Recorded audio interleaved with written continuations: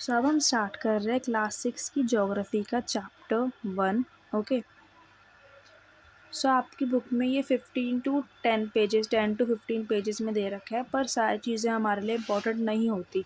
तो मैंने सिर्फ 2 पेजेस में, मतलब जितने भी चैप्टर्स है क्लास 6 के 1 टू 2 पेजेस में मैंने उनको समराइज़ कर दिया है। और वैसे ही मैं आपको समरी पढ़ाऊँगी उसकी, बिकॉज़ आपको सारी चीज़ें नहीं पढ़नी होती आपकी बुक में। ठीक है, जो चीज़ आपको इम्पोर्टेंट है आपको सिर्फ वही पढ़नी है। तो लेट्स स्टार्ट नाउ। ओके, हम स्टार्ट करते हैं। First topic we have is celestial bodies. Now celestial bodies क्या होती है? हर वो चीज़, हर वो ऑब्जेक्ट जो नाइट के टाइम पे शाइन करता है उसको हम सेलेस्टियल बॉडी कहते हैं। It includes stars, moons, planets that shine in the night. ठीक है, जनरली जो सेलेस्टियल बॉडीज़ होती है वो बहुत बिग होती है और गैसेस से मिलके बनी हुई होती है। फाइन, कुछ सेलेस्टियल बॉडीज़ होती है जो अपनी खुद की लाइट एमिट करती है, जिनको हम स्टार्स कहते हैं। और कुछ सेलेस्टियल बॉडीज़ होती है जो अपनी खुद की लाइट एमिट नहीं करती, उनको हम प्लैनेट्स कहते हैं। ओके, अब ये जो सेलेस्टियल बॉडीज़ होती है वो एक्सट्रीमली हॉट होती है और बहुत बिग होती है साइज़ में, और जनरली ये गैसेस से बनी हुई होती है। ये मैंने आपको बता दिया। फॉर एग्जांपल इधर जैसे सन हमारा एक सेलेस्टियल बॉडीज़ है, तो ये कौन कौन सी गैसेस से बना है? हाइड्रोजन एंड हीलियम से। ओके, सो ये एक एग्जांपल हो गया सेलेस्टियल बॉडीज़ का। Okay, then next topic we have is galaxies. Galaxies के होते ये बहुत एक बड़ा विशाल स्पेस सिस्टम होता है जिसमें स्टार्स आते हैं, गैसेस आते हैं। फाइन, और भी और अदर सेलेस्टियल ऑब्जेक्ट्स आते हैं, वो होती है हमारी गैलेक्सी। अब ये जो गैलेक्सी होती है ज़रूरी नहीं है अगर एक गैलेक्सी सर्कुलर दूसरी भी सर्कुलर ही होएगी। They can differ in size और शेप, वो अलग अलग साइज़ और अलग अलग शेप के हो सकते हैं। फाइन, अब हमारी गैलेक्सी कौन सी है? तो हमारी गैलेक्सी है मिल्की वे गैलेक्सी। ठीक है, अब एक गैलेक्सी हो गई, 2 गैलेक्सी, 3 गैलेक्सी, 4 गैलेक्सी, ऐसे ही मिलियन ऑफ गैलेक्सीज मिल के एक यूनिवर्स बनाती हैं। ठीक है, मिलियन ऑफ गैलेक्सी मिल के एक यूनिवर्स बनाती है। और जो हमारी गैलेक्सी है milky way, give me a second, क्या ये हमारी मिल्की वे गैलेक्सी है, इससे सबसे दूर कौन सी गैलेक्सी है? तो वो है GN-Z11। Okay, then next topic we have is constellation. Constellation क्या होता है? Patterns forms by the group of star. बहुत सारे स्टार मिलकर जब कोई पैटर्न फॉर्म करते हैं उसको ही हम कॉन्स्टलेशन कहते हैं। पैटर्न्स के भी अलग अलग नाम होते हैं। फॉर एग्जांपल मैं आपको एक पैटर्न बना के दिखा देती हूँ। ओके, सो ये एक स्टार है, ये एक स्टार है, ये एक स्टार है, ये स्टार है, ये स्टार है। ओके, सो ये एक पैटर्न फॉर्म होंगे स्टार्स के थ्रू और इस पैटर्न का नाम है कैंसर। ओके, ऐसे ही एक पैटर्न है Libra. Okay, so basically constellation क्या होती है? पैटर्न्स होते हैं अलग अलग जो ग्रुप ऑफ स्टार्स के थ्रू फॉर्म किए जाते हैं। Then next we have pole star के होता है। पोल स्टार को हम नॉर्थ स्टार भी कहते हैं, जो नॉर्थ डायरेक्शन इंडिकेट करता है और ये हमेशा सेम पोजीशन में रहता है, that is in the north. Okay, next we have is solar system. Now what is solar system? Solar system में 8 प्लैनेट्स आते हैं, एस्ट्रॉइड्स आते हैं और बहुत सारी सेलेस्टियल बॉडीज़ आती है। फाइन, ओके, अब प्लैनेट्स कौन कौन से होते हैं? Planets basically Mercury, Venus, Earth, Mars, Jupiter, Saturn, Uranus and Neptune. ये सारे हमारे 8 प्लैनेट है that are in the solar system. ओके, अब ये जो सन है ये हमारा सोलर सिस्टम है। जो हमारा सन होता है वो बिल्कुल सेंटर में होता है सोलर सिस्टम के। और गिव मी अ सेकेंड, ये हमारा सोलर सिस्टम है, ये सन जो होता है बिल्कुल बीच में होता है और अलग अलग प्लैनेट्स इसके अराउंड रिवॉल्व कर रहे होते हैं। ओके, तो क्या बोल सकते हैं हम कि sun is in the centre of the solar system. ये बहुत ह्यूज होता है। फाइन, गैसेस के थ्रू मेडअप होता है और ये एक स्टार है। सन हमारा एक स्टार है। स्टार क्यों कह रहे हैं? बिकॉज ये अपनी खुद की लाइट एमिट करता है। ठीक है, सन प्रोवाइड करता है हमें एक पुलिंग फोर्स प्रोवाइड करता है जिससे जो पूरा सोलर सिस्टम है वो बाइंड रहता है। ठीक है, एक बेसिकली पुलिंग फोर्स से प्रोवाइड करता है सोलर सिस्टम को हमारा सन। सन का डायमीटर क्या है?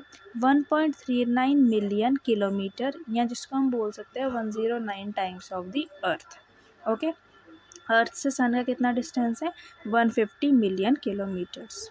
Okay, then next we have is planet. Now 8 planet कौन कौन से होते हैं? Mercury, Venus, Earth, Mars, Jupiter, Saturn, Uranus and Neptune, ये 8 प्लैनेट होते हैं। अब ये जो प्लैनेट्स होते हैं ये और सन के अराउंड मूव करते हैं, सन के अराउंड रिवॉल्व करते हैं इन दी फिक्स पाथ, और उस फिक्स पाथ को हम कहते हैं ऑर्बिट।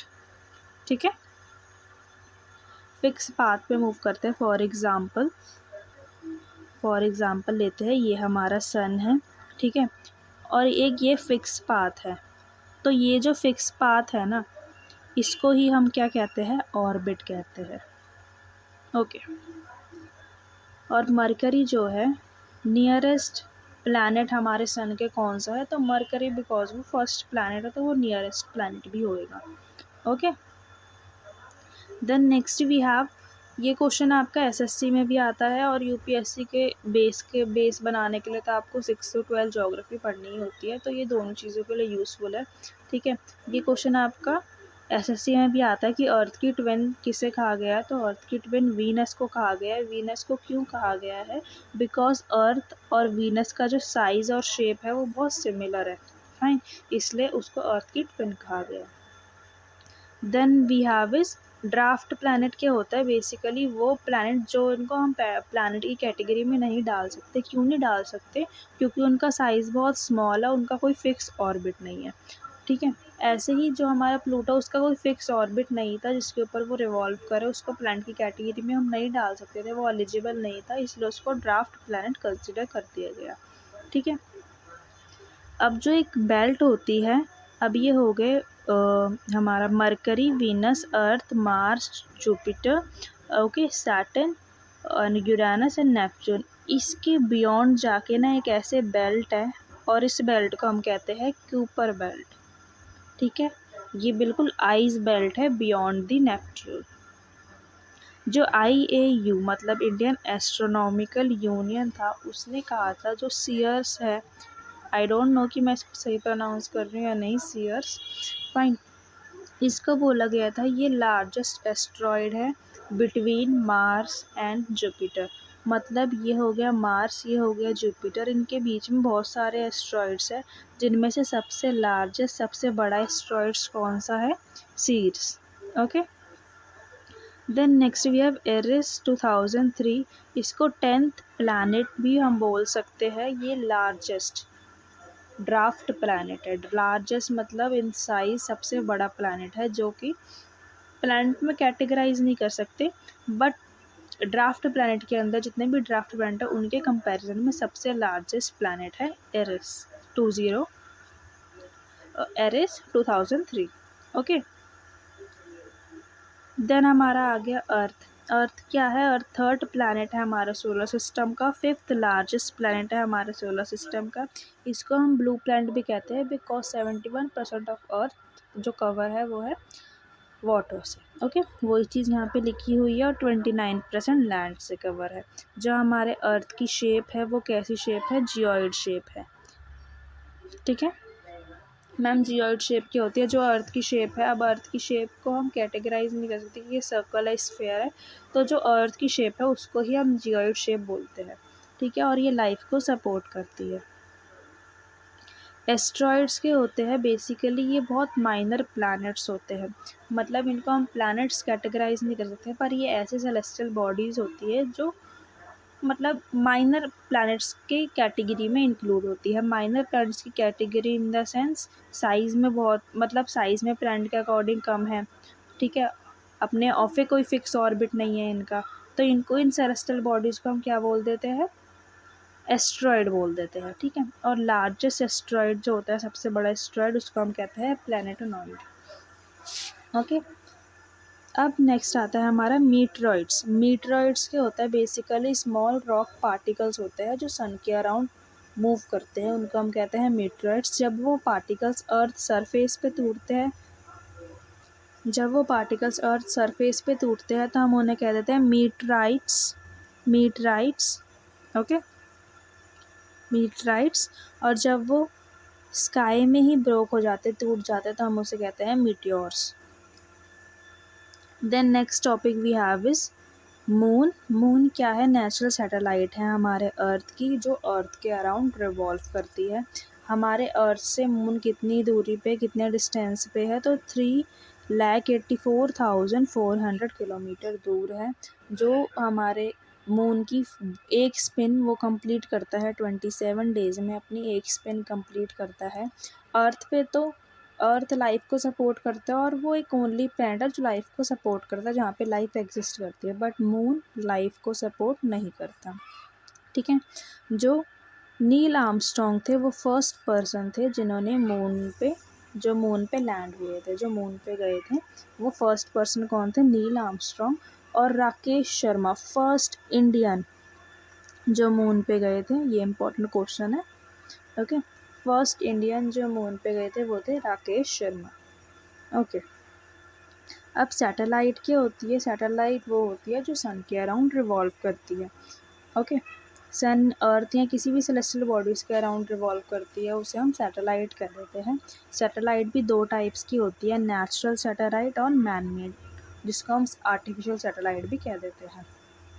तो अर्थ के पास ओनली परमानेंट नेचुरल सैटेलाइट है, that is moon, whereas Jupiter के पास 79 सैटेलाइट्स है, मतलब उसके 79 मून्स है जुपिटर के। Okay, world first artificial satellite launch की गई थी सोवियत यूनियन के थ्रू, जिसका नाम था स्पुतनिक 1। फाइन। ओके, सो इसी के साथ हमारा चैप्टर 1 क्लास 6 ज्योग्राफी का कंप्लीट होता है। फाइन। अगर आपको इसके डिटेल नोट्स चाहिए, अब देखो मैंने ये आपको 2 पेज में कवर करवा दिया। फर्स्ट चैप्टर आपको 2 पेज में फिनिश हो गया। अगर आपको इसकी डिटेल समरी चाहिए, मैं आपको दिखा देती हूँ, तो वो भी मैं अपने टेलीग्राम चैनल मल्लिका इंस्टीट्यूट के नाम से मेरा टेलीग्राम चैनल है, उस पर मैं अपलोड कर दूँगी। मैं आपको एक बार अपने डिटेल नोट्स भी दिखाते हैं। ये तो समराइज नोट्स है, जो इम्पोर्टेंट है वो मैंने इसमें इंक्लूड कर लिया, जो हमें रिवीजन के लिए, क्योंकि हमें ऐसा नहीं है कि एक बार चीज़ पढ़ के छोड़ देनी है, हमें एक बार चीज़ को बार बार रिवाइज़ करना है। तो जितने कम पेजेस में हम वो चीज़ समराइज़ कर सकते हैं, उतने पेज में हमें समराइज़ करनी चाहिए, सो दैट हमारे रिवीजन के लिए ईजी हो जाए। ओके, मैं आपको डिटेल नोट्स भी अभी शो कर देती हूँ। सो देखो, ये हो गया हमारा डिटेल नोट्स। फाइन, इसमें मैंने हर एक चीज़, गिव मी अ सेकेंड। सो देखो, ये हो गए हमारा डिटेल नोट्स। फाइन, इसमें मैंने सब एक चीज़ डिटेल में लिखी हुई है, बट आपके लिए मैं प्रेफर करती हूँ कि आप बार बार समरी नोट्स को रिवाइज़ करते रहे, बिकॉज इसमें भी वही चीज़ है, पर इसमें थोड़ा एक्सपैंड करके लिखी हुई है वही चीज़, उसमें मैंने आपको सब चीज़ समराइज़ करके दे दी है।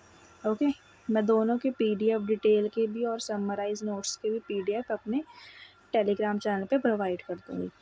Okay, so if you like my video, then please like, share and subscribe my channel, and thank you.